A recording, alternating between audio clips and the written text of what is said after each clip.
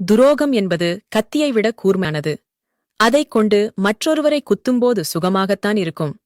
அதே கத்தியைக் கொண்டு வேறு ஒருவர் இவர்களை குத்தும்போதுதான் தெரியும் இவர்கள் மற்றவர்களுக்கு கொடுத்த துரோகத்தின் வலி எவ்வளவு கொடூரமானது என்று.